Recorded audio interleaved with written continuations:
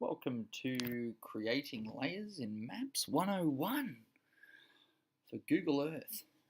Today we're going to look at how to create some simple layers using Google Earth, but also how to overlay these layers to be able to analyse patterns that we see in the broader world. In particular, we're going to look at pollution, and even more particular, we're going to look at the litter around the school.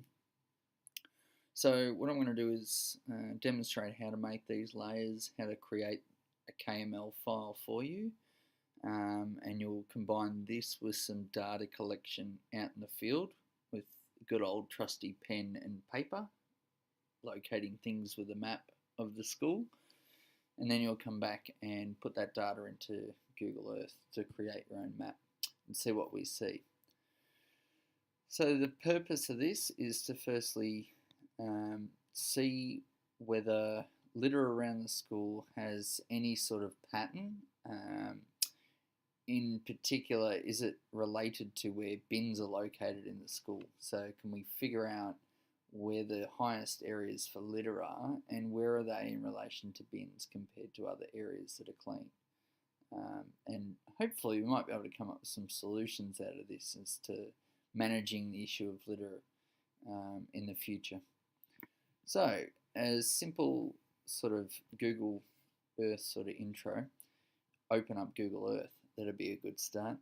So once you're into Google Earth, you notice this down here. This might be up on yours, this tour guide thing. It's quite annoying, so you can just click that off by clicking the arrows and down it goes. Type in Catholic College Wodonga and it'll zoom into our school. And then if you just click and drag, you can move the map around like this.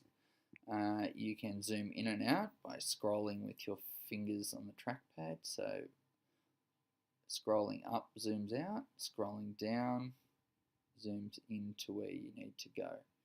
It gets a bit tilty the closer you get into the ground. You can see it starts to tilt. So to change that perspective, you can come up here and there's a little eyeball up here. And you can just rotate the view using that eyeball. Oh look, there's a fire pit at Nanala. Oh, lovely. Anywho, what we're going to do is create some layers for Nanala as an example. So first what we want to do is come along to My Places on the left here. Click on that. What you're going to do is right click on that using two fingers on the trackpad. It'll bring up the menu. And we want to add a folder. Title the folder Bins. That's our title of our folder. And you can add different things like images and stuff, but we don't really need an image for bins. I think we all understand what a bin looks like, don't we? Yes, good. Alright, click OK. And you'll see on here, now it's created a folder for bins. First thing we want to do is think of a way we can represent those bins. So a bin is usually a once-off spot on a map. It's not an area, it's not a path.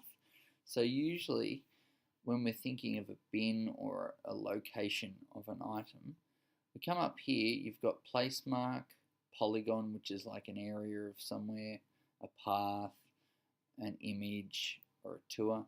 We're kind of going to go for a place mark for bins because it's more of a pinpoint here as a bin.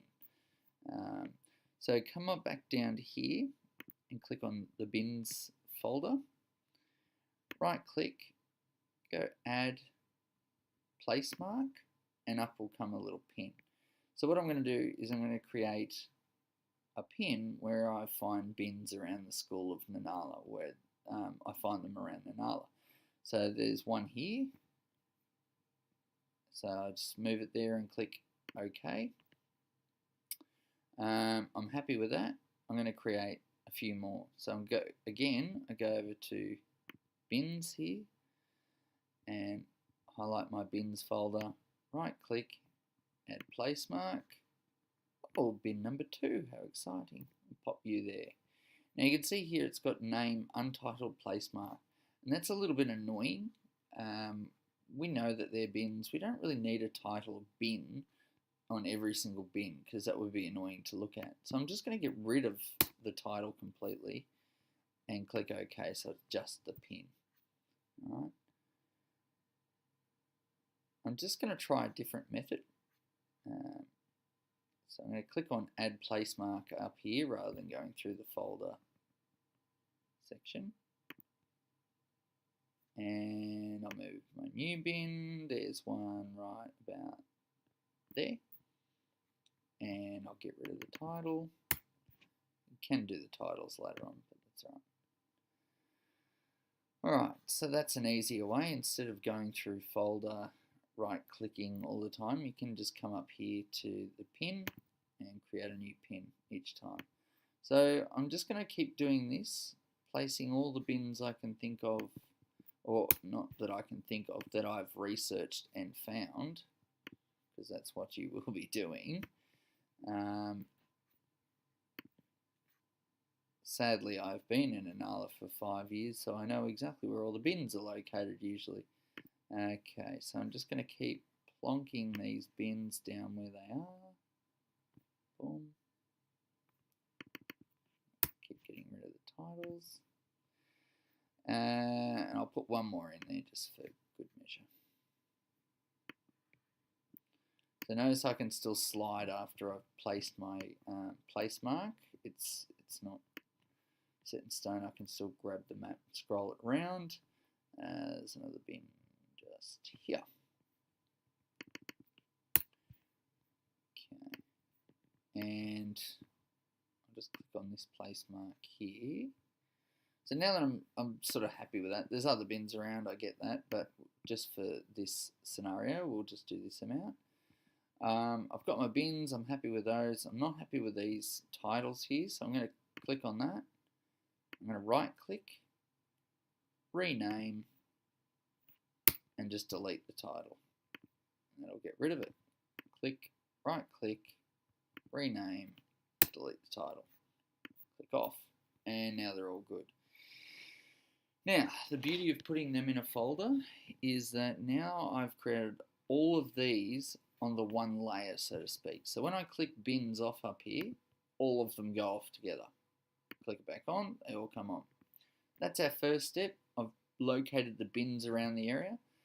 And now I need to put in the areas of highest litter. So to do that, usually litter is not necessarily a pinpoint location. It can be if it's sort of a can on a basketball court, that's an item.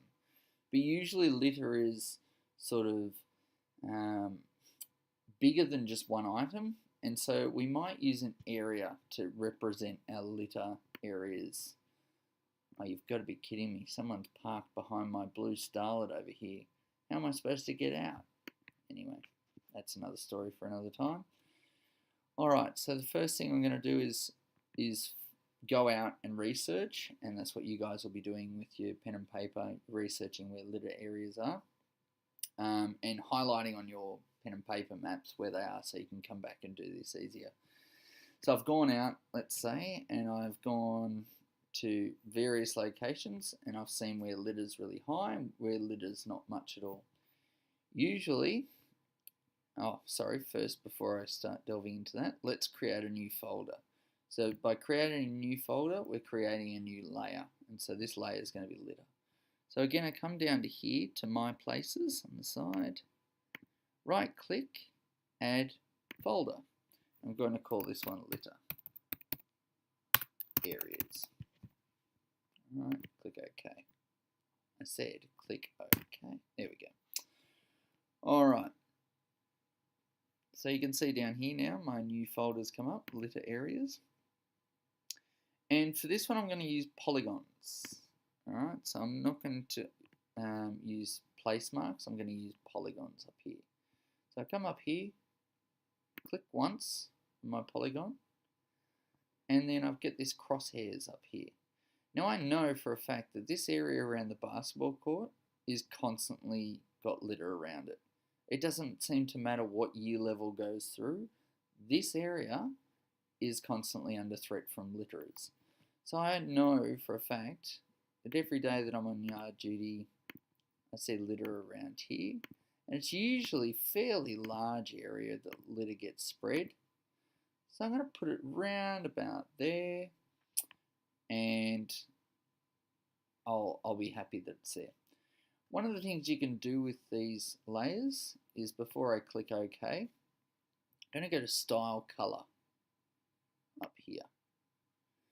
Now I can change the line color. I don't really care about line around the outside, but I can change the fill color. So if we click on the color here, I can change that to anything I want. I don't really want it yellow the same as the bins. So I'm going to go something like red. I like blue because it sort of stands out more. Red can be a bit dark. But we'll go for red and see what it looks like, I suppose. And click OK. Yeah, red's OK. The next thing you can change is the opacity. The opacity is basically how see-through something is. So if I go right up to 100 here, you'll notice it gets dark. I can't see through it. It's just a big splotch. That's okay sometimes, but when we're doing layers on a map, it's usually best to go a bit opaque, less opaque, so that we can see through to the map underneath, the base layer of the map. So we can sort of put that as maybe about 65 looks good. Alright, once I'm happy with that, I could change the color if I'm not happy with red, and I'm going to click on altitude, just here, and I'm going to click on this and put relative to ground. Okay.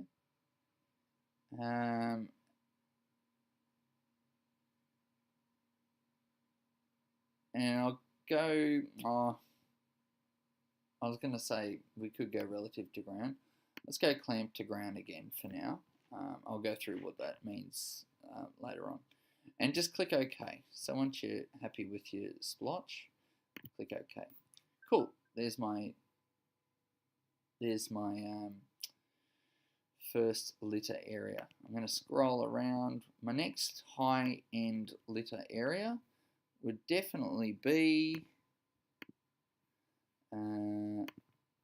just around about here.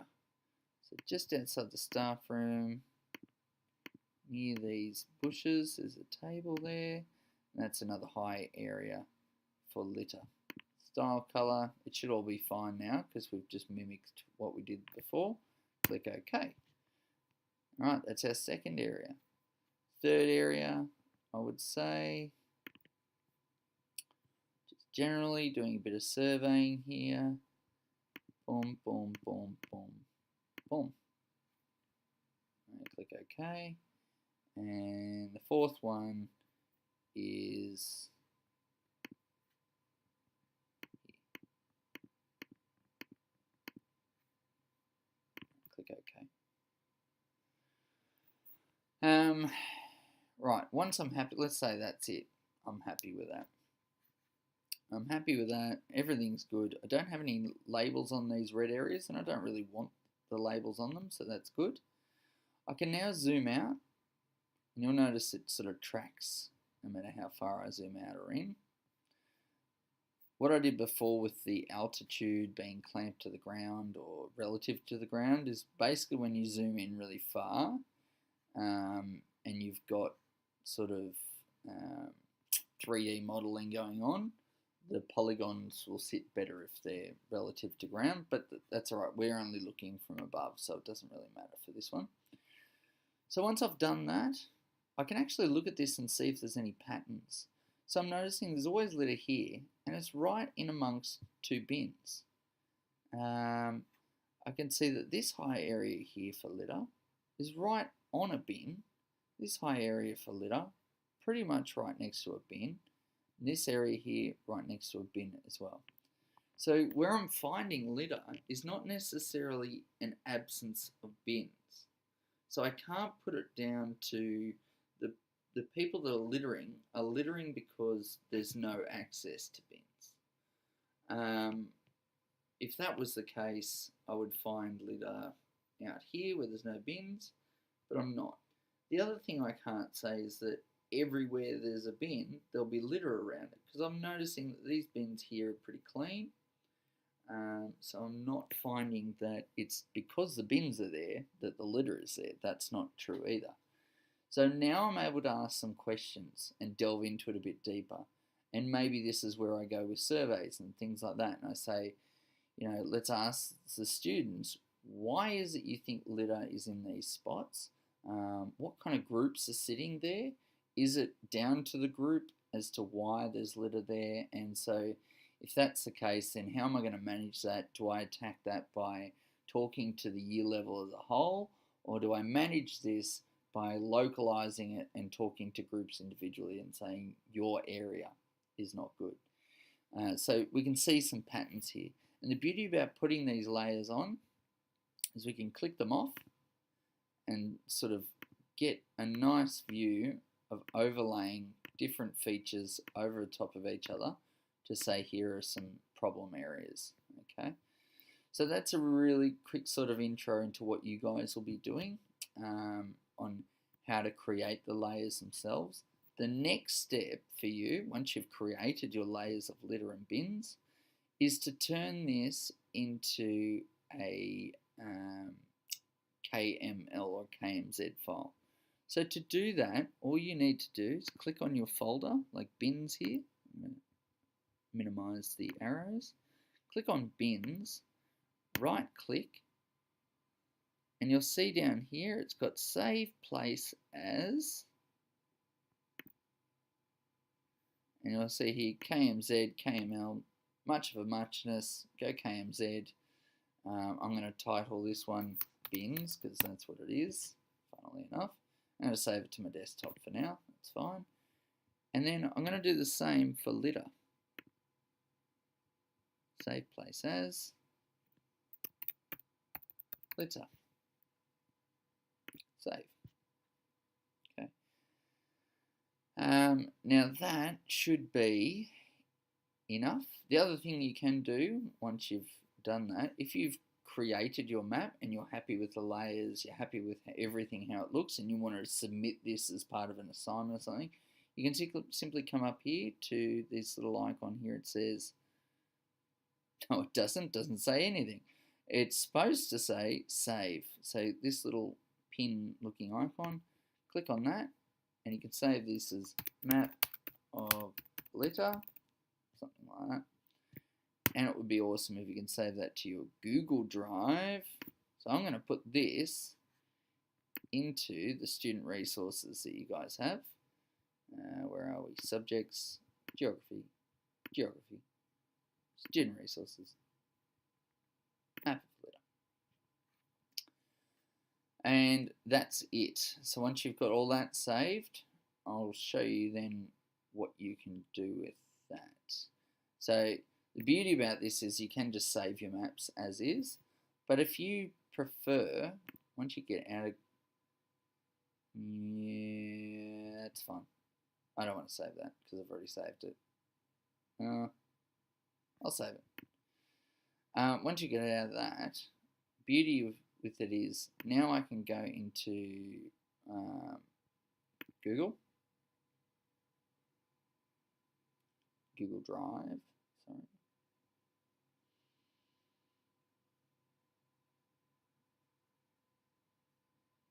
Wow, it's only 10:30 at night. That's way too early to be doing work.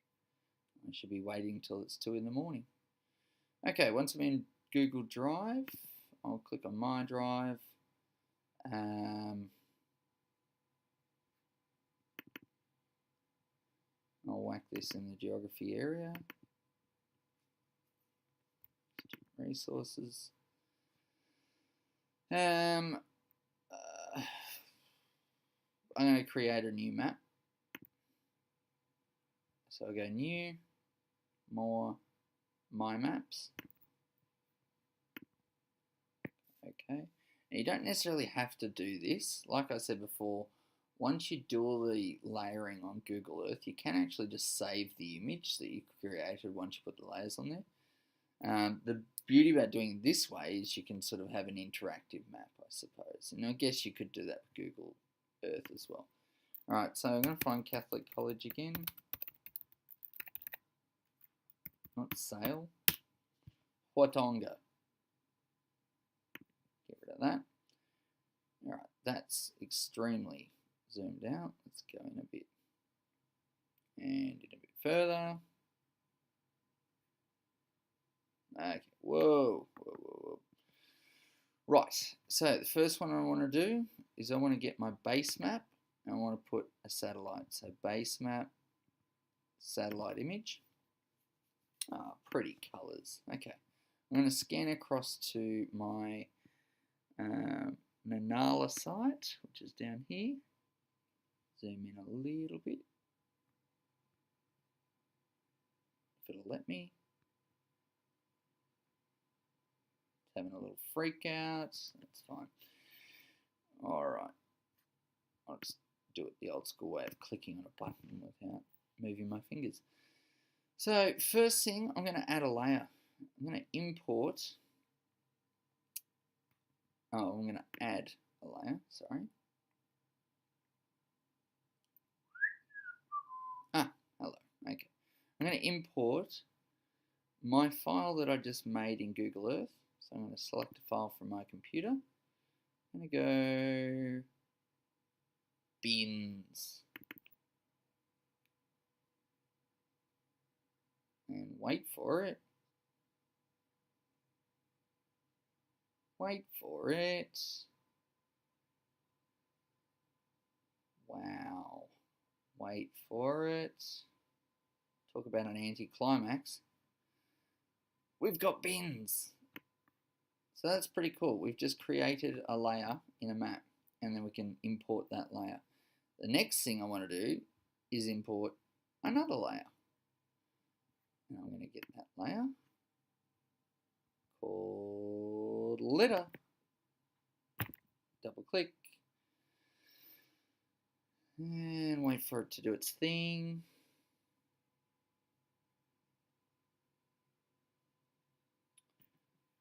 It's amazing how just because I have a small car, people think that it's fine for them to double park behind me like I'm Mr. Bean or something, and I'll be able to get out whenever I need to. Alright, so there's our second layer that we created. And you can see now that we can actually tick them off and make it a bit interactive on this map. Okay, so this is a good way of creating some maps for assignments in whatever sort of subject you're doing. You can always create maps on research and things like that. And this is a really quick and easy way to do it, to really highlight some things in an area. Alright, so once you've done that, you can then save your map to whatever you want. Litter versus bins. Save. Lovely. And that's it. Alright, so once you've got all your data from your collecting around the school of where litter is, where bins are, you can come back, do this tutorial, make those layers happen. You won't be doing it for Nanala, obviously you'll be doing it for the main campus. And if you get stuck, you can always ask for help and we'll go from there. Alright, hopefully this helped you and good night.